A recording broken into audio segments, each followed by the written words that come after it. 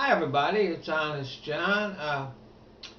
Small minds are good at speaking to small minds.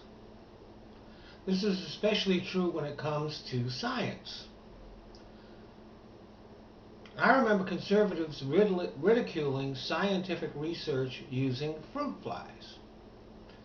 I'm sure they don't understand that there is very little difference between the DNA of human beings and most other living things on Earth. Now, fruit flies have a short lifespans and they reproduce rapidly. So you can test something out on fruit flies and get an idea of what its long-term effects are, because it takes a very short time to get several generations of fruit flies. So if something's going to cause, say, birth defects, you can see it real quickly using fruit flies rather than spending millions of dollars testing it out on things that live a lot longer and reproduce a lot slower.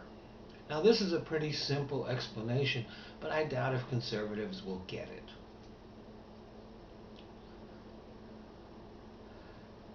Newt Gingrich recently ridiculed research into algae as a fuel source.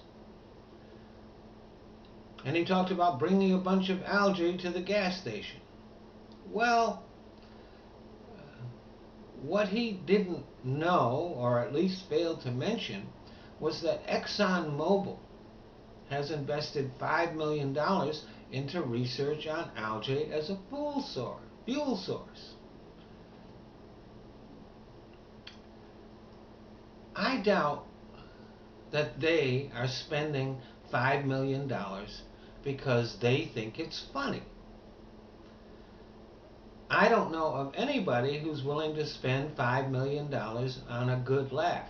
I'm a stand-up comic. If you're out there, call me, please. It's funny. Newt bills himself as a man of big ideas. It's interesting that he couldn't wrap his mind around that one.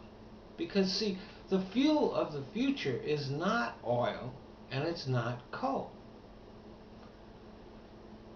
And a small mind will ridicule research into what the fuel of the future is.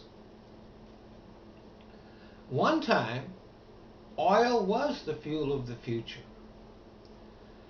If these guys had been around during those times, they would have been lobbying for firewood.